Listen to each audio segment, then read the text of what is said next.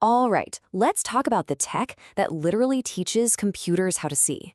It's the secret sauce behind everything from your phone unlocking with your face to how a self-driving car stays on the road. We're gonna break it all down. I mean, you've probably wondered about this, right? That little bit of magic that happens in a blink when your phone unlocks just by seeing you. Well, the answer is exactly what we're talking about today: convolutional neural networks. And what's so amazing about this is that the blueprint for it, well, it wasn't cooked up in some lab from scratch. We actually borrowed it from nature. Yep, CNNs are directly inspired by our own brains, specifically our visual cortex, where different neurons fire up in response to specific things we see. We basically taught computers to see by copying how we do it.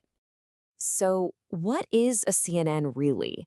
At its heart, it's a special kind of AI that's an expert at understanding pictures.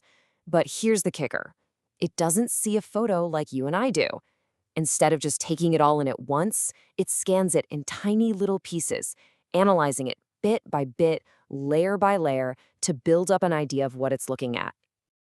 And this idea of learning in layers, it is absolutely central to how this all works. A CNN doesn't just glance at a picture and shout, "Cat!" No, it builds that understanding from the ground up, starting with the most basic stuff imaginable.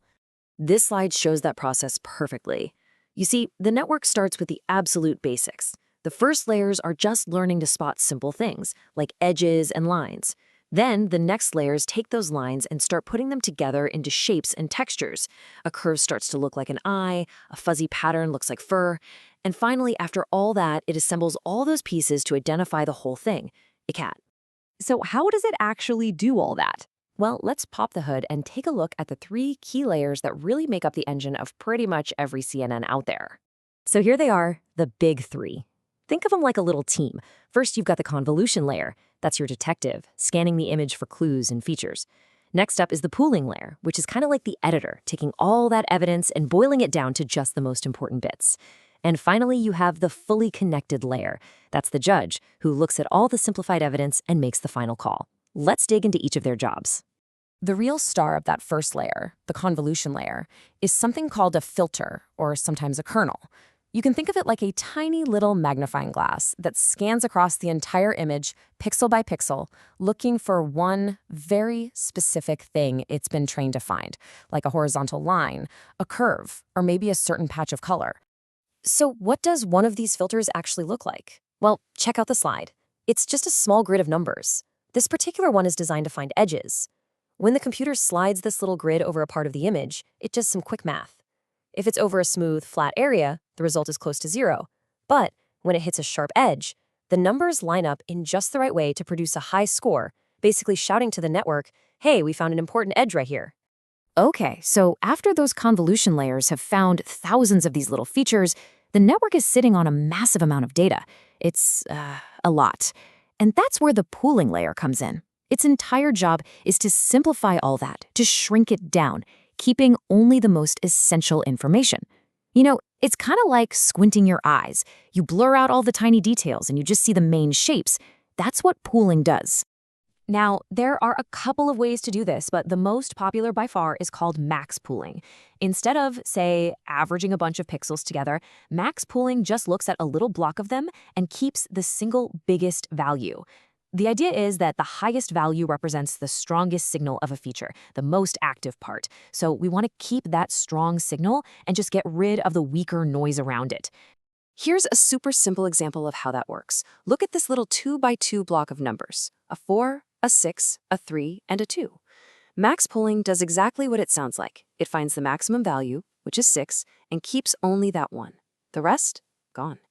By doing this over and over across the whole image, the network can shrink the data down like crazy while holding on to the most important stuff. So why even do this? What's the point?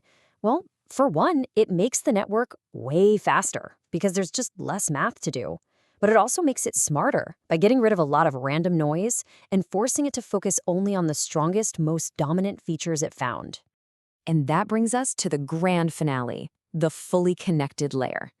After all that work, all the feature extracting, all the simplifying, this is the layer that takes that processed information and finally makes the decision.